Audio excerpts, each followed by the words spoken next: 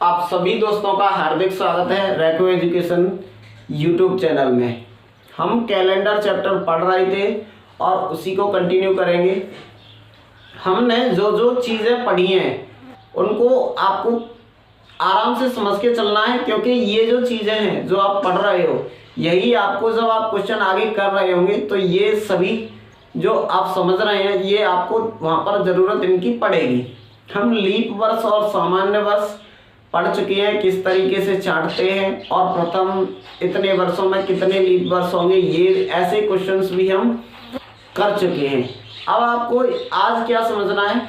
आज आपको समझना है जिन्हें कहते हैं हम ऑड डे। ऑड डे या जिनको मैं हिंदी में क्या कहता हूँ, हिंदी में इनको क्या कहते हैं? हिंदी में इनको कहते हैं विषम दिन। विषम दिन या मैं कह सकता हूँ शेष दिन। विषम दिन या मैं कह लूँ इनको शेष दिन। इंग्लिश में इनको एक्स्ट्रा डेज भी आप कह सकते हो। क्या कह सकते हैं? Extra days. तो चलिए ये क्या होते हैं। अब सबसे पहले इनको समझने से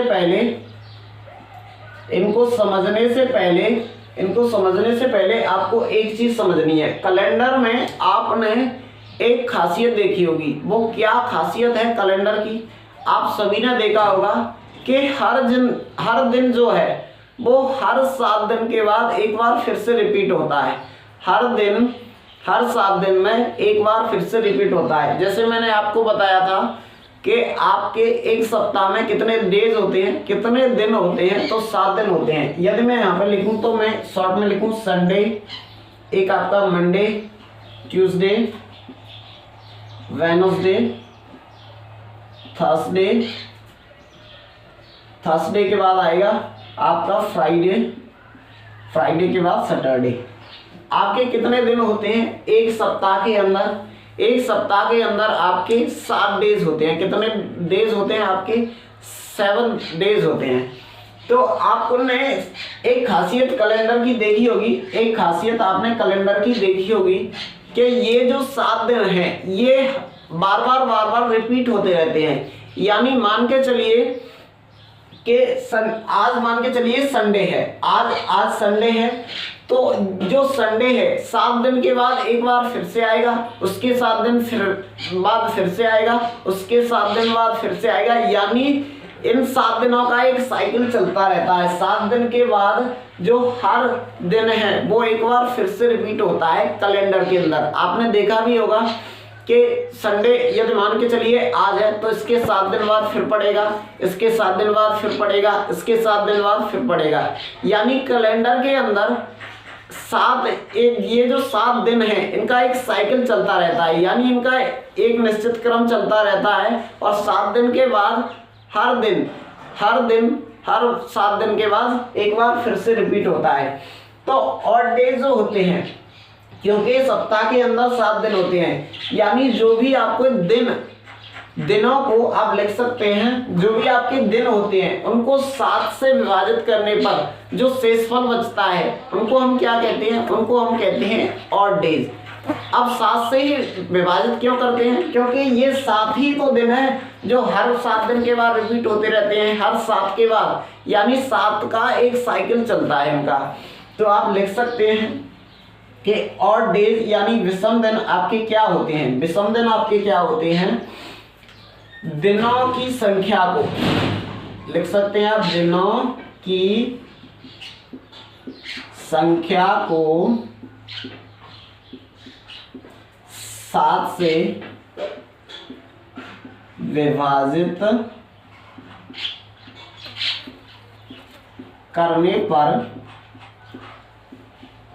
करने पर जो शेषफल बचता है उन्हें विषम दिन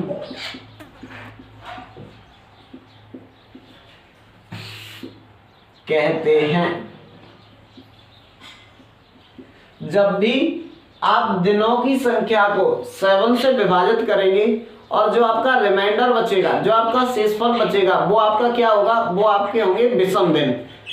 7 से विभाजित करने पर, दिनों की संख्या को 7 से विभाजित करने पर जो शेषफल बचता है उन्हें विषम दिन कहते हैं। उसे क्या कहते हैं, विषम दिन। अब इनकी जरूरत आपको कहाँ पड़ेगी, इनकी जरूरत कैसे क्वेश्चंस में पड़ेगी, तो आप इसको समझिए। पहले आप ये तो समझ चुके होंगे। चलो मैं एक क्वेश्चन पूछ लेता हूं। आप बताइए 15 दिनों में कितने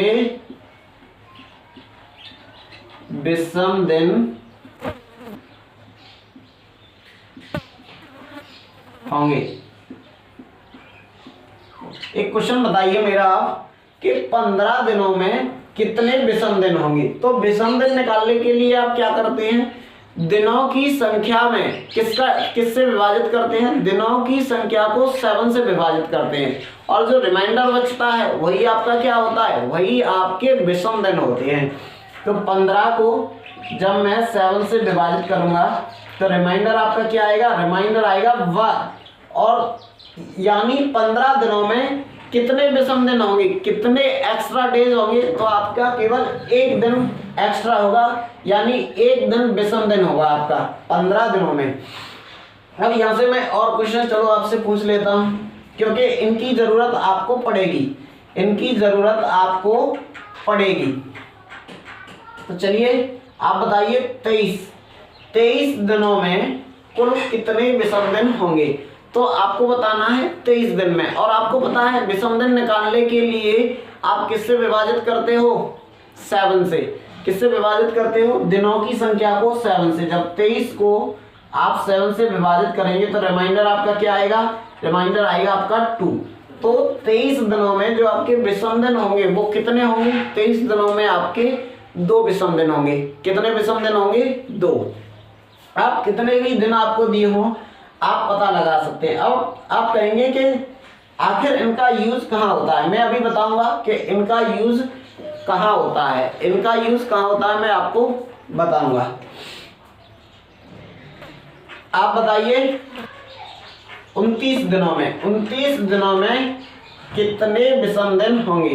तो 29 दिनों में अब विषम दिन आप कैसे निकालते हो, दिनों की संख्या को 7 से विभाजित करने पर तुरंत निकाल सकते हो। तो जब 7 से 29 को विभाजित करोगे तो रिमाइंडर आपका क्या आएगा, 1।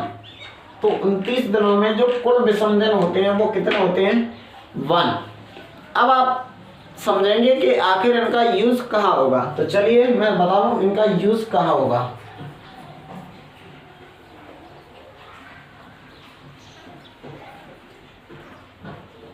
चलिए तो हम बताते हैं आपको कि आखिर इनका जो यूज है, विषम दिनों का यूज आप कहाँ करते हैं, आप कैसे क्वेश्चंस में इनका विषम दिन। लेकिन अगली इसमें हम डिटेल से ऐसे क्वेश्चंस को नहीं कर पाएंगे। अगली जो वीडियो होगी, अगली वीडियो में आपको मैं फुल डिटेल में यही क्वेश्चन कराऊंगा और आप लगभग 10 सेकंड में उन क्वेश्चंस का आंसर दे दोगे। तो आप पहले तो मैं एक आज बता देता हूं कि आखिर इनका यूज कहाँ होगा। आपको ऐसे पूछा जाएगा, आज सोमवार है तो आज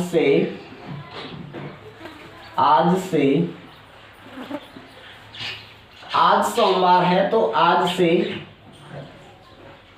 37 दिन बाद कौन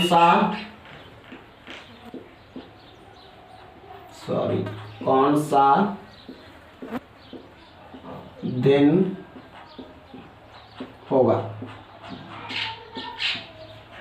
तो आपको क्या करना है, अब आपको विषम दिन निकालना सिखाया गया है, उससे आप इस क्वेश्चन का आंसर बिल्कुल 10 सेकंड में दे सकते हो। कैसे, देखो आज सोमवार है, यानी आज की मैं बात करूं, क्वेश्चन में कहा गया है आज सोमवार है तो आज से 37 दिन बाद, तो 37 दिन बाद यानी 37 दिन से अब आपको क्या बनाना है, अब ऑड डे निकालिए कि 37 दिन जो है उनमें कितने विषम दिन होंगे। तो आप क्या करेंगे, 37 में जब आप ऑड डे निकालेंगे तो 7 से विभाजित करेंगे, तो 7 से जब विभाजित हम करेंगे तो आपका रिमाइंडर क्या आएगा, रिमाइंडर आएगा आपका 2।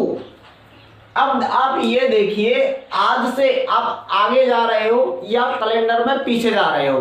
अब देखो, आज से 37 दिन बाद यानी 37 दिन के बाद आगे की बात कर रहा है, तो आप क्या करोगे, जो रिमाइंडर आपका बचा हुआ है, जितने भी आपके ऑड डेज हैं उनको आप किस में ऐड कर दोगे, ये सोमवार में। क्यों? क्योंकि कैलेंडर में आप आगे जा रहे हैं तो आप ऐड करेंगे और पीछे जाएंगे तो आप क्या करेंगे, माइनस करेंगे दिए गए डेज से, दिए गए दिन से। अब देखो, सोमवार से आगे जा रहे हैं। सोमवार में जब आप 2 ऐड करेंगे, 2 दिन ऐड करेंगे तो सोमवार के बाद आएगा मंगलवार, और मंगलवार के बाद आपका क्या आएगा, बुधवार। यानी इस क्वेश्चन का आंसर क्या होगा आपका, बुधवार। ऐसे क्वेश्चंस में आपको कुछ नहीं करना है, आपको क्या करना है, जितने भी दिन हैं उनके ऑड डे याद करिए। देखो, 37 दिन बाद पूछा था तो 37 में मैंने पहले ऑड डेज निकाले, कितने थे, 2, और ऑड डेज को ही मैंने सोमवार में क्या कर दिया, ऐड कर दिया। और सोमवार में जैसे ही मैंने ऐड कर दिया, मेरा आंसर आया, क्या आया है, बुधवार, यानी क्या आया है, वेडनेसडे। तो अगर आप इसको क्वेश्चन को डिटेल करेंगे तो आपको अब 37 दिन बाद आप पता लगा सकते हैं कि 37 दिन बाद ऐसे आराम से एक से करके देखोगे तो आप नहीं पता लगा सकते। आपको क्या करना है, रिमाइंडर जितना भी बचा है आपका 2 7 से डिवाइड करके उतना ही आप जोड़ दीजिए, आपका आंसर आ जाएगा। तो हम इस तरीके के क्वेश्चंस को कल समझेंगे बिल्कुल डिटेल से, फुल डिटेल में मैं आपको इन क्वेश्चंस को पढ़ाऊंगा और लगभग 2 क्लास ऐसे क्वेश्चंस की हम लेंगे। तो आज के लिए हम इतना ही रखते हैं। आप सभी का धन्यवाद। जय हिंद, जय भारत माँ।